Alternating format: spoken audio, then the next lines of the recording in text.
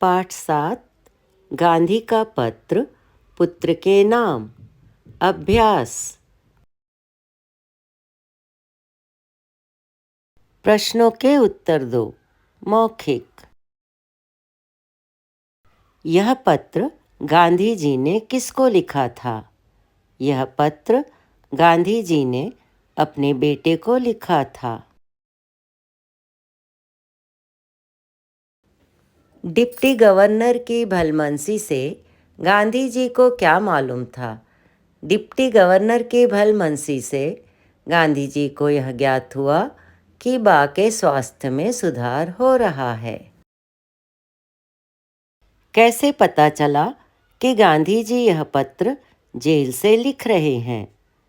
किसी भी पत्र के ऊपर उस स्थान का नाम लिखा जाता है जहां से वह प्रेषित किया जाता है।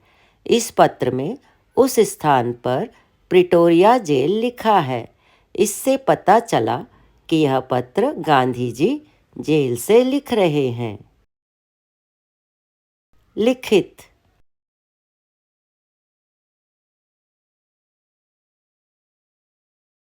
गांधी जी को हर महीने क्या करने का अधिकार मिला था? गांधी जी को हर महीने एक पत्र पाने और एक पत्र लिखकर भेजने का अधिकार मिला था। गांधी जी के अनुसार सच्ची शिक्षा क्या होती है? गांधी जी के अनुसार सच्ची शिक्षा चरित्र निर्माण और कर्तव्य बोध का ज्ञान होना है। 12 वर्ष की उम्र के बाद बच्चों को क्या करना चाहिए? 12 वर्ष की उम्र के बाद बच्चों को अपनी जिम्मेदारियों और कर्तव्य का भान होना चाहिए। उन्हें अपने आचार और विचार में सत्य और अहिंसा के उपयोग की चेष्टा करनी चाहिए।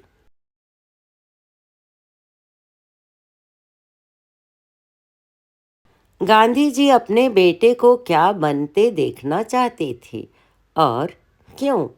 गांधी जी अपने बेटे को एक योग्य किसान बनता हुआ देखना चाहते थे। गांधी जी किसी भी व्यक्ति को आत्मनिर्भर देखना पसंद करते थे, जो कि किसानों का गुण है।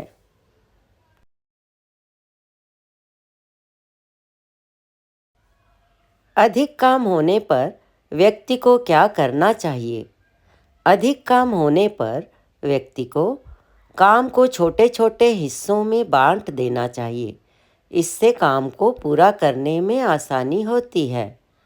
सबसे महत्वपूर्ण काम को पहले करें। काम के लिए एक समय सारणी बनाएं और उसका पालन करें। अगर काम पूरा करने में परेशानी हो रही है तो किसी की मदद मांग सकते हैं।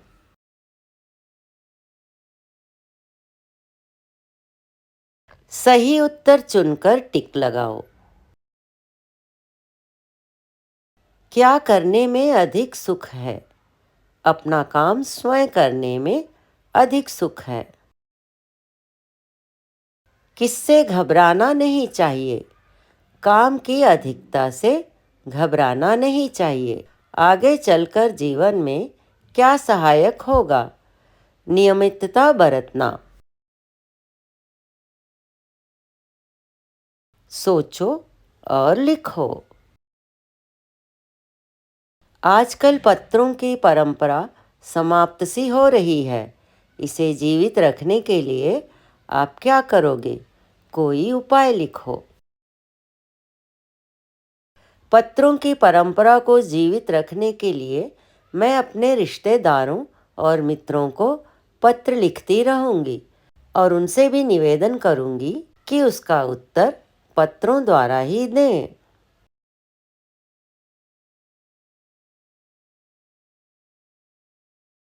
अक्षर ज्ञान होने से ही शिक्षा पूरी नहीं हो जाती। इसके बारे में सोचो और लिखो। हाँ, यह बिल्कुल सत्य है कि अक्षर ज्ञान होने से ही शिक्षा पूरी नहीं हो जाती। अक्षर ज्ञान का सही उपयोग ही हमारा उद्देश्य होना चाहिए। शिक्षा से हमें हमारे कर्तव्यों और अधिकारों का भान होना चाहिए। इससे हमारा विवेक जागृत होता है। हमें अपने ज्ञान का उपयोग समाज के हित के लिए करना चाहिए, अन्यथा एक प्रशिक्षित पशु और हम में कोई अंतर नहीं रह जाएगा। दिए गए शब्दों को पढ़कर अंतर समझो तथा ढूंढकर लिखो। डिप्टी, गोड़ना, डरना, बड़ा, ढाल, पढ़ाई, ढकना, चढ़ना। कार शब्द में कुछ शब्दांश जोड़कर देखो क्या क्या बन रहा है। अधिकार, उपकार, प्रतिकार, प्रकार।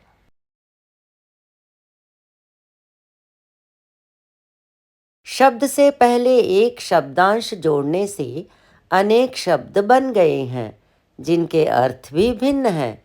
जो शब्दांश मूल शब्द के प्रारंभ में जुड़कर उनके अर्थ में विशेषता या परिवर्तन ला देते हैं उन्हें उपसर्ग कहते हैं। दिए गए उपसर्गों की मदद से कुछ शब्द बनाओ।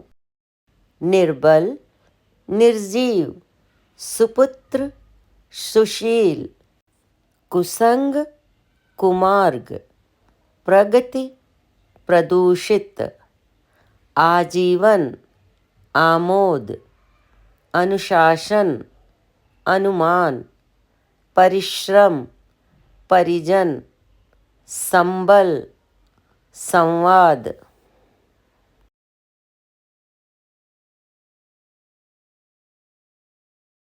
इन शब्दों को जोड़कर एक नया शब्द बनाओ।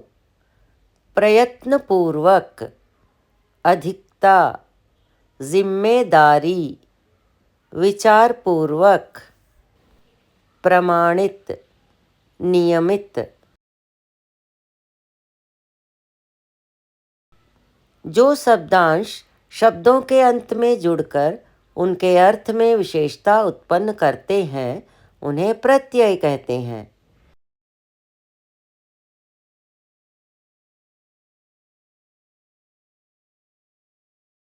इस गद्यांश को पढ़कर प्रश्नों के उत्तर दो। झंडे में सबसे नीचे की पट्टी के हरे रंग का अर्थ है हरियाली और खुशहाली। यह हरा रंग भारत के खेत खेत में बिखरा और हर मैदान में बरसता दिखाई देता है। हमारा देश किसानों का देश है, मेहनत करने वाले श्रमिकों का देश है। इस रंग में हमारी पंचवर्षीय योजनाओं की सफलता छिपी है। झंडे में हरे रंग का क्या अर्थ है? हरियाली और खुशहाली। हरा रंग कहाँ बिखरा दिखाई देता है? भारत के खेतों और मैदानों में। हमारा देश किस किस का देश है? किसानों और मेहनती श्रमिकों का। हरे रंग में क्या छिपा है? हमारी पंचवर्षीय योजनाओं की सफलता। गद्यांश का उचित शीर्षक क्या होना चाहिए? सोचकर लिखो। हरियाली और खुशहाली। यहाँ कुछ शब्द अशुद्ध लिखे हैं, उनकी सही वर्तनी पाठ में से ढूंढकर लिखो और दोनों का उच्चारण करो। आपको स्वयं मालूम हो जाएगा कि कौन सा शुद्ध है। उर्म, उम्र, अधिकार, अधिकार, सवर्था, सर्वथा, मालूम, मालूम, प्रापत, प्राप्त, ध्यान, ध्यान, निश्चित, निश्चित, परिवार, परिवार।